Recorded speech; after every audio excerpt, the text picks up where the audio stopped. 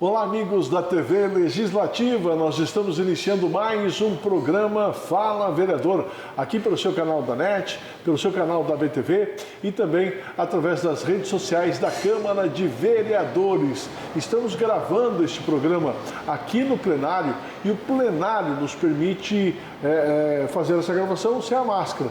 A máscara nós tiramos aqui, né? Nós conseguimos aqui nesse espaço manter o distanciamento, a segurança em distanciamento e com isso podemos gravar este programa sem máscara. Distanciamento do entrevistado, distanciamento de toda a equipe técnica que está nos auxiliando neste momento. Estamos recebendo aqui no plenário da Câmara, no programa de hoje, o Marciano Tribes. É um prazer tê-lo conosco, vereador, e fale um pouquinho aí do seu trabalho, você que está assumindo como suplente do Podemos, não é mesmo? É um prazer poder estar aqui e falar um pouco, né, de quem é o Marciano e quais são as nossas ideias, nossos ideais, né, e o que nos trouxe até a Câmara de Vereadores. Então, é um prazer estar contigo aqui, Marcão, poder conversar, ter esse momento de bate-papo. Você é suplente do Podemos, é isso? Isso, suplente do Podemos, suplente da Cristiane Loureiro, né, que é a vereadora que se licenciou por um mês para questões pessoais, né?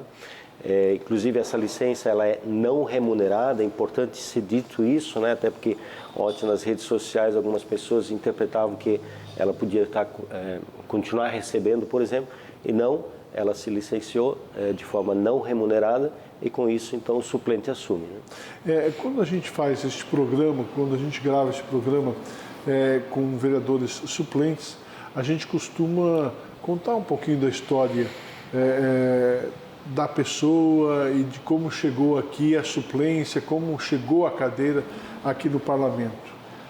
Quem é Marciano Tribes? Então, Marciano Tribes é uma pessoa que nascida na cidade de Blumenau, na região blumenauense, nascido na região da Itoupava Central. A família chegou em Blumenau em 1869, então logo um pouquinho depois da fundação da cidade, né, a família Tribes chega em Blumenau e uma parte, eram 4 irmãos, um desses irmãos foi morar na região das Itoupavas, né, certo. Que moramos até hoje, né, na região ali das Itoupavas, na Via Moinho. Na Via Moinho. E me diz uma coisa, tem algum parentesco com o ex-vereador Beto Tribes? Temos um parentesco, sim, somos primos, terceiro, né, 4º grau. O tataravô dele, meu tataravô, eles eram irmãos, né? São desses 4 irmãos que vieram da Alemanha, então são irmãos, então somos parentes distantes. Então você nasceu, né, se criou ali na região da Itoupava Central? Da Itoupava Central, sim, né? Próximo de onde ali? Entrada do aeroporto, François, né? Inicia a Via Moinho. Certo. Antigamente chamava-se Tatutiba 1. Né? Tatutiba 1, verdade. E me diz uma coisa, como é que era aquele tempo? Nós estamos falando de quase 50 anos, né, Marcelo? Isso, eu vou completar 50 anos aqui, inclusive na Câmara, né? Dia 14 de dezembro. Então são aí 50 anos de história e acompanhei aí o desenvolvimento, né, nesses últimos 50 anos da cidade, acompanhei ainda pré-adolescente, né, a enchente de 83, 84, né, então acompanhamos toda essa história, né. Você estudava onde? Eu estudei no Colégio Visconde de Itaunay, que é um colégio que até hoje está ali na região da François, apesar de que na época era um colégio isolado, de 1º a 4º ano apenas, né? Uhum. E hoje é uma escola que atende aí a todos, né? Centenas de alunos e premiada, inclusive, sim, né? Uma das fanfarras aí muito profissionais, né? Uhum. Impressionante. E me diz uma coisa, nesse tempo todo, muita coisa aconteceu aí na região da Itoupava Central. Hoje é um dos maiores bairros da cidade, se não for o maior, né? Itoupava Central, eu lembro da Itoupava Central, por exemplo, com a Companhia Ienz, né, a antiga Frigor, funcionando. Por exemplo, na Pedro Zimmermann nós tínhamos uma sinaleira para controlar o fluxo de carros, né, na região ali, onde hoje entra para o SESC Senat, ali aquela região Sim. da Itoupava, né? Então era uma empresa gigantesca, né, com um potencial incrível. Eu acompanhei isso, meu avô trabalhou dentro da Frigor, né? E não só a empresa empregava os seus funcionários, como tinha os empregos indiretos, né? Porque a agricultura trabalhava para a Frigor, né? Os meus avós produziam leite, por exemplo, porco, para vender para a Frigor, né? Então a Itoupava Central ela vivia em função ali daquela empresa, né? Então quando essa empresa decretou falência, foi um baque para a região, né? Para Itoupava, né? Mas mesmo assim a Itoupava continua sendo uma região que cresce muito, as Itoupavas, né? Principalmente Itoupava Central, pós-catástrofe de 2009 mais ainda, até porque foi um lugar, uma das regiões geográficas que foi menos atingida, então há um desenvolvimento, um progresso muito grande naquela região. Certo. Os teus pais faziam o quê? Onde eles conheceram? Meu pai, inicialmente, ele trabalhou tanto na agricultura, que era uma coisa normal, né? Você tinha parte do teu expediente, você trabalhava na empresa, né? E outra parte na agricultura. Então o pai fez isso por um tempo, depois ele saiu da empresa como soldador, né? Na Walter Schmidt, e então se dedicou só à agricultura. Eu me criei então também na agricultura, né? Até os 17 anos, onde então meu pai começou uma oficina de lataria e pintura. Essa oficina existe até hoje. Papai faleceu faz 2 anos, exatamente ontem, quando eu assumi a Câmara de Vereadores, fez 2 anos que papai faleceu. Ele também era músico, né? Então muitos anos ele trabalhava na empresa, a agricultura e a música, né? Que fazia parte também da tradição germânica, né?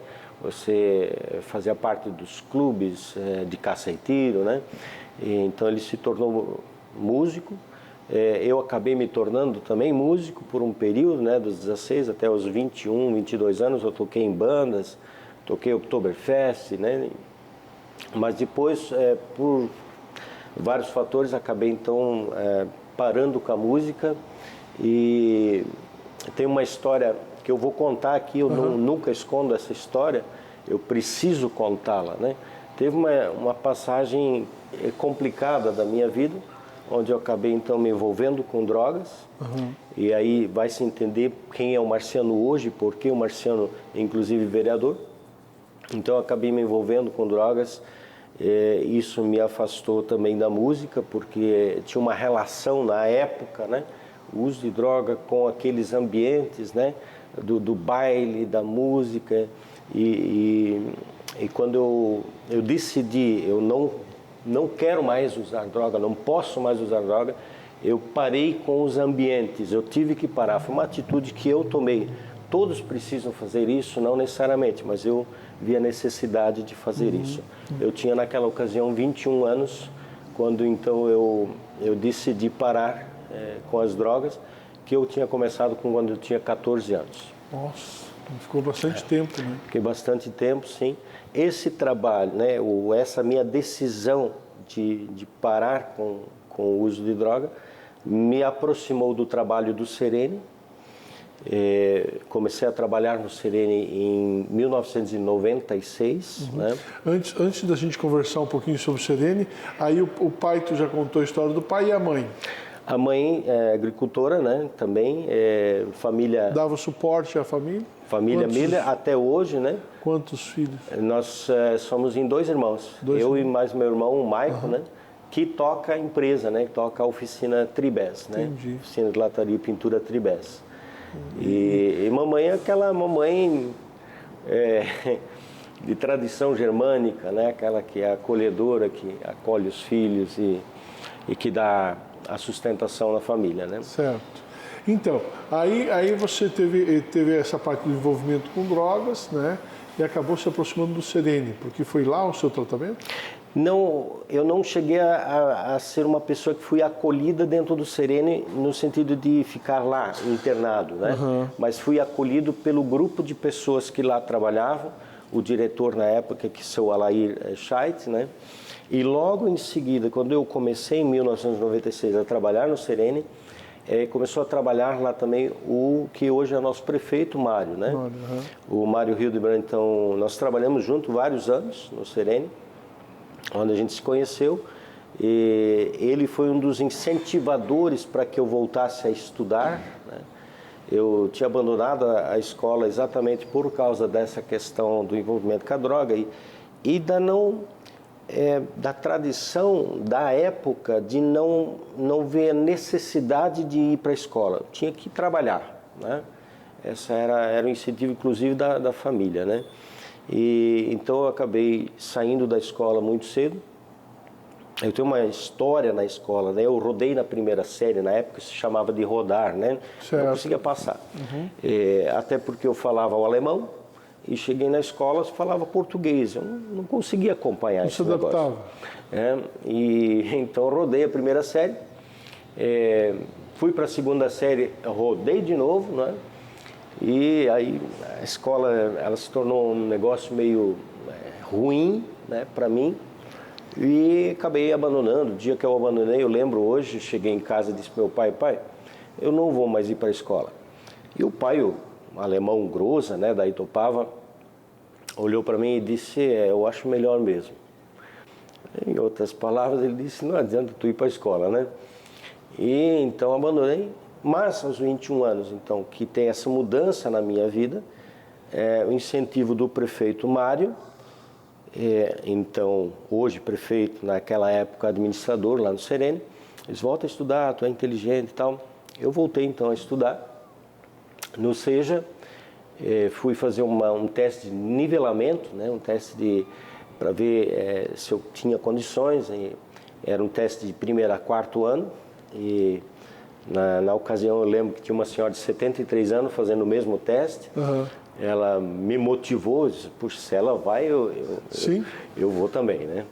E fiz o teste, passei, e aí não parei mais de estudar, né? Terminei o ensino médio, terminei a faculdade, né? Fiz uma faculdade de pedagogia exatamente porque eu queria agora ajudar a ensinar as pessoas, né? Como eu tive dificuldade com o ensino, mas percebi que é possível, agora eu queria passar isso para outras pessoas. Acabei terminando a faculdade com 3,10 na banca, né?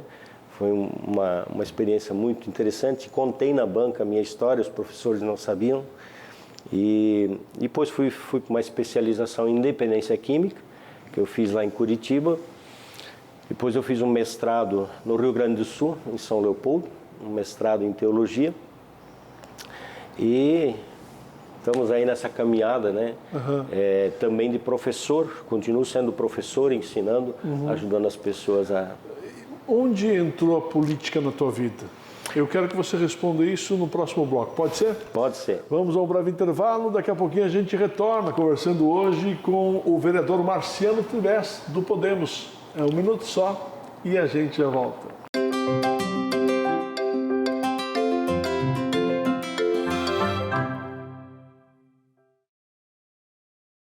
É da nossa tradição essa vontade de fazer acontecer. Todos os dias, todas as horas, conseguimos fazer da tristeza a nossa superação, das conquistas o nosso objetivo. A Câmara Municipal faz parte dessa história, na fiscalização e na promoção de um debate contínuo com a nossa sociedade. Acompanhe as atividades do Legislativo no site e exerça hoje e sempre sua cidadania. Câmara Municipal de Blumenau, fazendo parte dessa história.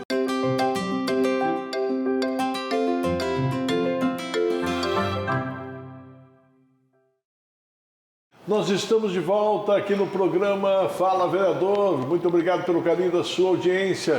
Esse programa tem por objetivo discutir, debater assuntos de interesse da nossa comunidade e como é o caso de hoje, que estamos recebendo o suplente e hoje vereador Marciano Tribes do Podemos, que está contando um pouco da sua história e também do seu trabalho. Tivemos a oportunidade de conhecer aí toda a história, né, de vida uma bonita história de vida do Marciano Tribes. E agora, onde surgiu a política na sua vida, Tribes? Como você chegou ao Podemos? Como você está sentado na cadeira de vereador? Isso. Então, essa história ela tem a ver com a minha formação, né, na área da educação, onde eu tive contato com vários grandes educadores, como Rubem Alves, como Paulo Freire. Paulo Freire hoje bastante criticado, porém, quando você conhece as obras e a história de Paulo Freire, é bem interessante, principalmente quando ele fala que aquela pessoa que não se sente incluída na sociedade, ela pode fazer parte da sociedade. E eu experimentei isso, né? Inclusive na minha educação em jovens e adultos, que me introduziu para um pensamento público, para um pensamento da sociedade, para a sociedade. Mas também o grande influenciador disso tudo é o prefeito Mário, né? Que nós acompanhamos a história dele, convidado a ser secretário, de secretário a vereador, e de vereador presidente da Câmara de Vereadores, vice-prefeito, prefeito, e a gente foi acompanhando. Isso, eu tenho falado isso, né? O Mário, ele é meu padrinho político, uma das pessoas nas quais eu tenho me espelhado, entre outros, né? Você conheceu então o prefeito Mário Delbrandi no Serene? No Serene. Ele era administrador do Serene, né? Isso, ele foi administrador do Serene. E você trabalhava no Serene? Sim. E aí, quando ele passou a ser vereador, depois ele foi ser vice-prefeito, você já começou a trabalhar não, desde 2008, na catástrofe de 2008, você começou a trabalhar na área de assistência, né? Desde 2008. Ele era secretário naquela época, né? O prefeito era então o secretário da assistência. Devido ao conhecimento que ele tinha, né, da minha pessoa e de organizações que nós trabalhávamos, a confiança do trabalho. Havia uma necessidade de acompanhar as famílias que tinham perdido os seus bens, sua casa, alguns tinham perdido queridos, né, da família, e a tendência de, num momento desse, de depressão, a pessoa se aproximar do álcool, por exemplo, como uma substância para aliviar as dores, é muito grande, né? E aí ele nos convida para acompanhar essas famílias dentro ainda das moradias provisórias, né? Então eu trabalhei quase 4 anos dentro das moradias provisórias e acompanhei essa transição dessas famílias ao residencial Minha Casa Minha Vida. Infelizmente, depois esse projeto acabou tomando outros rumos, né? Talvez a gente não continuou um trabalho tão intensivo com essas famílias como era naquele momento, né? E a partir dali começou ainda trabalhando juntamente com o secretário Mário Hildebrand, né? Foi aí que começou o teu despertar para a política? Para a política, o envolvimento também com os conselhos, né? Acabei me envolvendo com o conselho, com o COMEN, que é o Conselho Municipal de Política sobre Droga. Isso vai me aproximando da importância de pessoas. Isso pode parecer aqui meio aquela fala que todo mundo usa, mas é fato, né? Se pessoas boas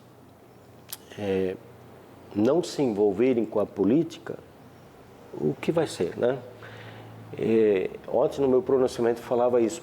O papai não queria que eu me envolvesse com a política, porque ele tinha uma preocupação de que o nome da família dele não se envolvesse com escândalos, né? Eu falei isso ontem da tribuna. Da minha parte, eu vou honrar o nome do meu pai, né? Meu nome não vai estar envolvido em corrupção, né? Pode ser, sim, usado meu nome como fake news, mas terão que provar, porque isso é uma questão de honra. Né? Então, esse envolvimento da gente na política tem o objetivo de realmente servir a população. Claro que agradar gregos e troianos não é simples, não é? A gente tem que legislar para a sociedade e não para um grupo, né? E às vezes as pessoas confundem isso, né? Agora, inclusive, a gente vai ter aí uma situação bastante delicada, né? Que é a questão do Facebook, que vai ser polêmico, mas a gente tem que olhar de forma realmente técnica, de forma racional, ética, né? Me diz uma coisa, vereador. Você trabalhou e trabalha diretamente com assistência social aqui no município de Blumenau, já há muitos anos. Como é que você chegou na secretaria e qual é o trabalho que você faz, que é um trabalho que hoje ele mostra os seus resultados, é um trabalho que não acaba nunca, né? Que é um trabalho de atenção especial, principalmente as pessoas que vivem com drogas e vivem nas ruas. Fala um pouquinho desse seu trabalho. O cenário dos últimos anos mudou. Né? A sociedade ela é muito dinâmica, ela vai mudando. Então, o usuário de droga da década de 70, 80 não é mais o mesmo usuário de hoje. Né? Quer dizer, o movimento Woodstock, sexo, drogas, rock and roll, da década de 60, 70... não tem mais nada a ver com o movimento hoje, por exemplo. A droga que se usava lá não é a droga que se usa hoje. Por que eu estou falando isso? Porque nós temos um fenômeno chamado fenômeno crack. E o fenômeno crack, quando surge em 1995, o crack chega em São Paulo, por exemplo, ele vai mudar a característica da pessoa em situação de rua. Nós tínhamos a pessoa em situação de rua que era aquele senhorzinho com um litrinho de cachaça, seu cachorrinho e tal. Esse chamado naquele tempo de mendigo, esse é uma pessoa em extinção. Né? Praticamente nós não temos mais ele. Nós temos aí na cidade talvez uns dois, um faleceu faz umas 3 semanas atrás, então temos aí umas 2 pessoas que têm essa característica. A grande massa, a grande maioria das pessoas que estão hoje em situação de rua, estão em situação de rua devido ao crack, devido ao consumo do crack, né? Que é uma droga extremamente complexa, complicada, porque você vai... uma pedra é R$5, as pessoas acham é barato, é R$5. Só que para ele fumar 10 pedras no dia é rapidíssimo. E aí nós estamos falando de R$50. Se ele fumar todo dia, vezes 30, 50 vezes 30, R$1.500. De onde é que ele vai tirar R$1.500 para comprar droga? Isso se ele fumar só 10 pedras, vai fumar mais do que isso. Bem, aí nós vamos ter um aumento de pessoas nas sinaleiras pedindo esmola, né, e tal, para sustentar esse vício, né? E isso me aproxima do trabalho, então, das pessoas em situação de rua, que é um trabalho específico da assistência social, né? Mas, ao mesmo tempo, vinculado ao tema do consumo de droga, que seria uma política mais voltada para a saúde.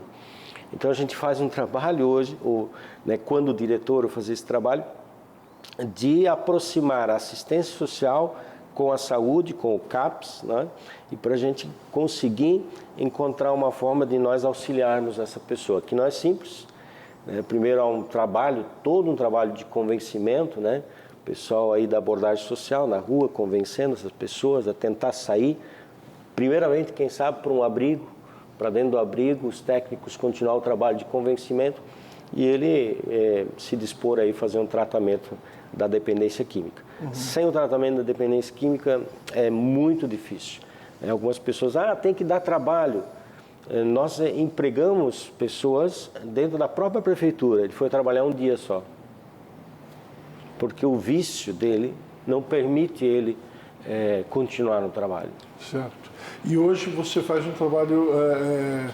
trabalha onde, propriamente dito, na secretaria?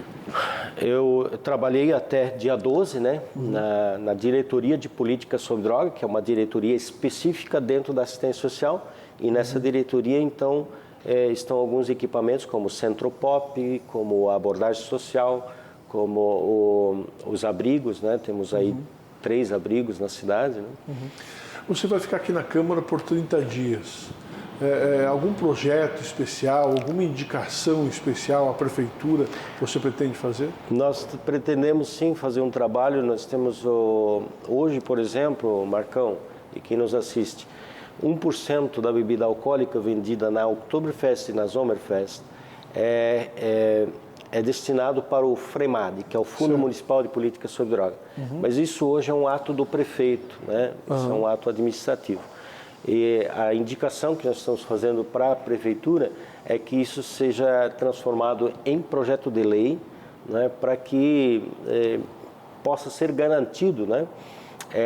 Esse valor que abastece o fundo, o FREMAD, e que, por sua vez, é usado esse valor para financiar vagas em comunidades terapêuticas, né?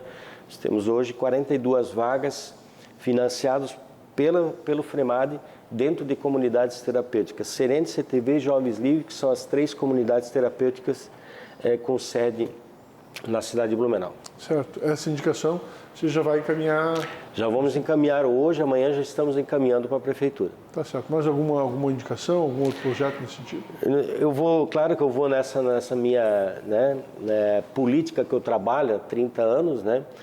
Outra indicação que a gente vai levar também, que isso pode ser trabalhado também com projeto de lei, que nos desfiles da Oktoberfest e no Shopping Metro, que acontece dentro dos pavilhões, que hoje já é chopp sem álcool, porém não é uma lei, que isso se torne lei. Até porque é uma festa promovida pelo poder público, e o poder público oferecer gratuitamente um produto que pode causar dependência química, não tem lógica, né? Então, que o produto continue sendo distribuído sem álcool, e que é uma bandeira, inclusive, importante para as cervejarias.